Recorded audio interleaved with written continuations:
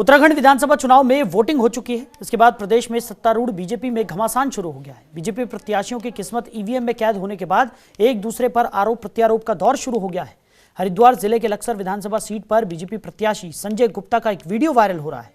इसमें उन्होंने बीजेपी के प्रदेश अध्यक्ष मदन कौशिक पर गंभीर आरोप लगाए हैं। उन्होंने मदन कौशिक पर पार्टी विरोधी कार्यों को करने का भी आरोप लगाया है। साथ ही उन्हें पार्टी से निष्कासित करने की मांग की है। इसके अलावा संजय गुप्ता ने आरोप लगाते हुए कहा कि मदन कौशिक ने उनकी सीट पर उनको हराने और बीएसपी प्रत्याशी को जिताने की कोशिश की है। इसी के साथ साथ दो और विधायकों ने मदन कौशिक पर आरोप लगाया है, जिसके बाद विपक्ष ने बीजेपी पर निशाना साधा और कहा कि चुनाव से पहले ही बीजेपी ने अपनी हार मान ली है। साथ ही सीएम धामी ने भी इस मामले में अपनी प्रतिक्रियाएं दी है। नहीं, अभी वीडियो की कोई सत्यता नहीं है, बात करेंगे। अभी मैं यहाँ पहुँचा हूँ इस बारे में जानकारी करने, और हम पूरी तरह से आश्वस्त हैं कि मतदान हमारे पक्ष में हुआ है। हमारी सरकार बनेगी, प्रचंड बहुमत की सरकार बनेगी। चुनाव भी हो गया, मतदान भी हो गया, उसके बाद भी भारतीय जनता पार्टी का सर्कस नहीं खत्म हो रहा है। 5 साल क्या कम पड़ गए थे इन लोगों को अपनी अंदरूनी कलह या नूरा कुश्ती के लिए? मुझे कहीं ना कहीं ऐसा लग रहा है कि भारतीय जनता पार्टी के कार्यकर्ताओं को, नेताओं को हार का आभास हो गया है। उसी को लेकर अब एक दूसरे के ऊपर आरोप प्रत्यारोप का दौर चल पड़ा है और कहीं ना कहीं ये इंगित करता है कि भारतीय जनता पार्टी क्योंकि प्रदेश में हारने जा रही है, इसलिए लोग एक दूसरे के ऊपर इल्जाम लगा रहे हैं। अब ये देखने वाली बात होगी कि संगठन की गाज जो है मदन कौशिक के ऊपर गिरेगी या संजय गुप्ता के ऊपर गिरेगी। बहुत गंभीर आरोप है।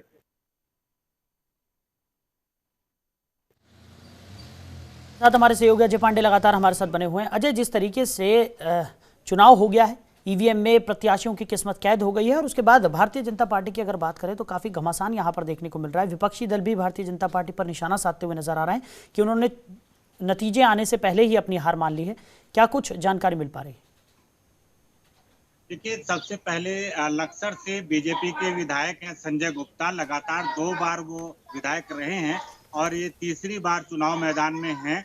लेकिन जैसे ही वोटिंग खत्म हुई उसके बाद से देर रात को उन्होंने एक वीडियो जारी किया और ये कहते हुए वो उसमें नजर आ रहे हैं कि बीजेपी के जो प्रदेश अध्यक्ष हैं, हालांकि हरिद्वार जिले से ही वो भी हैं और वो भी चुनाव मैदान में हैं, मदन कौशिक। तो मदन कौशिक के ऊपर उन्होंने आरोप लगाया है कि मदन कौशिक ने उनको हराने के लिए काम किया है और उन्होंने अपने कई लोगों को ये कहा था कि वो संजय गुप्ता के खिलाफ काम करें।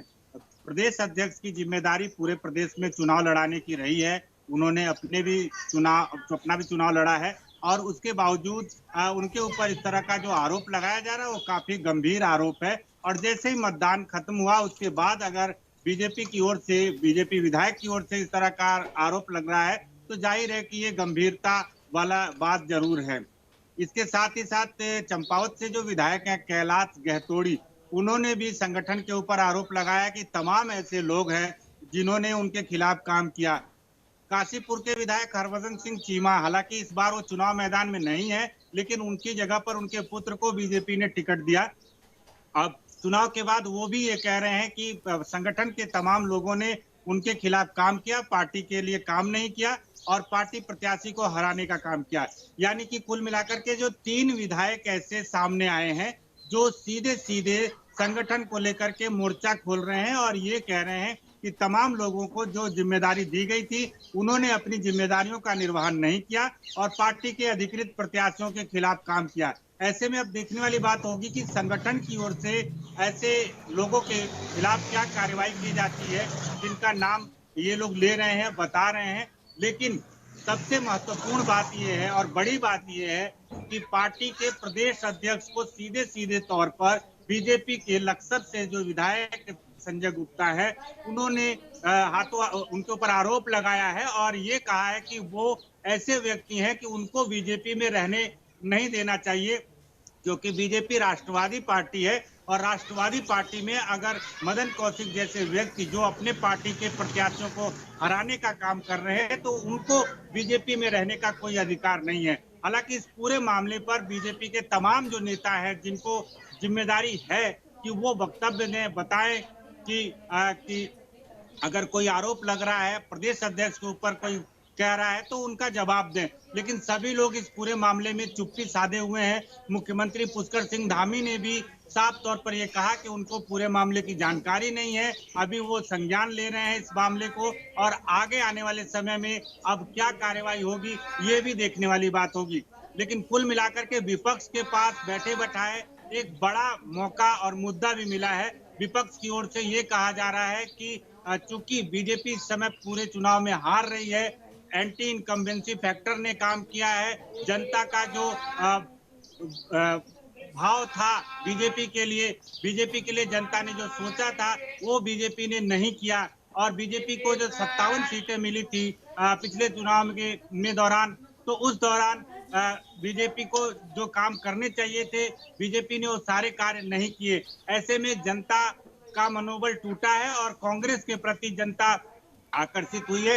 इसलिए उत्तराखंड में अब कांग्रेस की सरकार बनने जा रही है, और यही वजह है कि बीजेपी के जो तमाम विधायक हैं वो खुल करके अब सामने आ रहे हैं, अपनी कमियां गिना रहे हैं, अपने पार्टी की कमियां गिना रहे हैं, और साफ तौर पर वो ये कह रहे हैं कि लगभग वो चुनाव हार चुके हैं।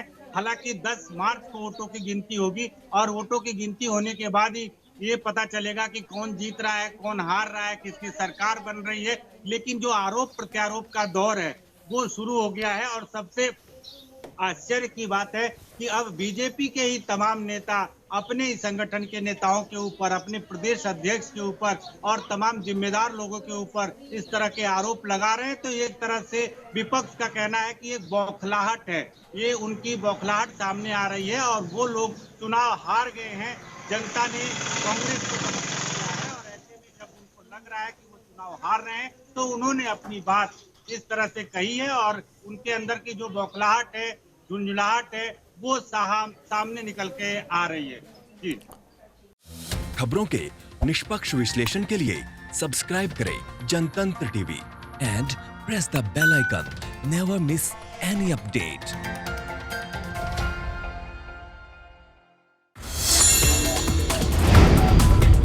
Download the Janatantra TV app, available on Google Play and App Store. Download it now.